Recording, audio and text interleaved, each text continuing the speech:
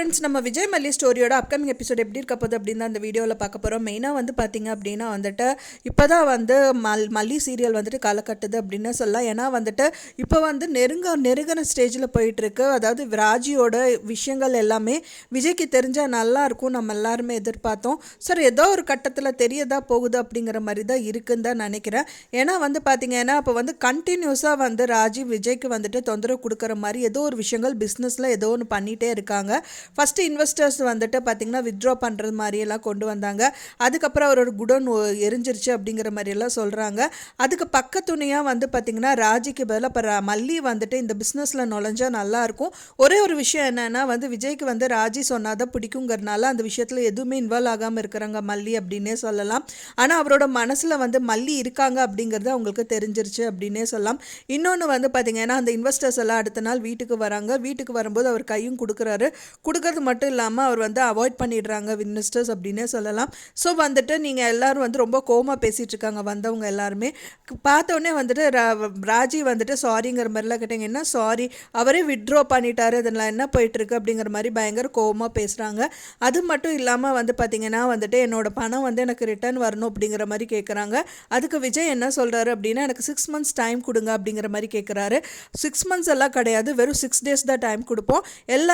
எனக்கான பணத்தை எல்லாத்தையும் நீங்கள் ரிட்டர்ன் பண்ணி தான் ஆகணும் அப்படிங்கிற மாதிரி சொல்லிடுறாங்க. அதுக்கு என்ன பண்ணுறதுன்னு தெரியாமல் விஜய் வந்து முழிச்சிட்ருக்காரு. அப்போ தான் ராஜி வந்து ஒரு ஐடியா கொடுக்குறாங்க. உன்னோட ஷேர்ஸ் எல்லாம் வித்துரு அப்படிங்கிற மாதிரி சொல்கிறாங்க.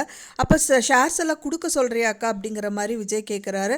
அதுக்கு ஆமாம், வேறு வழி இல்லை, கொடுத்துடு அப்படிங்கிற மாதிரி சொல்கிறாங்க. அப்போவும் வந்துட்டு விஜய் ரொம்ப தயக்கத்தில் தான் நின்றுட்டுருக்காரு.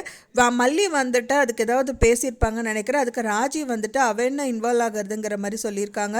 அண்ட் தென் வெண்பா கிட்ட போய் அவங்க பெட்ரூமில் வெண்பா அண்ட் மல்லி 2 பேர் உட்காந்துட்டு இருக்காங்க. அந்த டைம் தான் வந்து பார்த்தீங்க அப்படின்னா வெண்பா வந்து மல்லி கிட்ட கேட்குறாங்க, என்னம்மா இப்படியெல்லாம் ஆச்சு அப்படின்னு கேட்கும்போது மல்லி என்ன சொல்கிறாங்கன்னா, அப்பாவுக்கு ஒன்றும் ஆகாது வெண்பா, ஏன்னா அப்பா வந்து ஜென்யூனாக தான் இருக்கார். எனக்கு தெரிஞ்சு அவர் வந்து நல்லபடியாக தான் வந்து பிஸ்னஸ் எல்லாமே ரன் பண்ணிகிட்டு இருக்காரு. அதனால எந்த பிரச்சனை வந்தாலும் தானாகவே அது சரியாயிடும் அப்படிங்கிற மாதிரி வந்து மல்லி வந்து வெண்பா கிட்ட சொல்லிட்டு இருக்காங்க. வெண்பா அதை கேட்டவொடனே வந்துட்டு மல்லிமா உங்களுக்கு எல்லாமே தெரியுது, ஆனால் வந்து அப்பாவுக்கு அதெல்லாம் தெரியல அப்படிங்கிற மாதிரி சொல்கிறாங்க.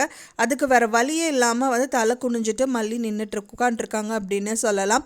ஏன்னா வந்து மல்லிக்கு வந்து இந்த ப்ராப்ளம் வந்து விஜய்கிட்ட என்ன எப்படி சால்வ் பண்ணணுங்கிறது எல்லாமே தெரியும்.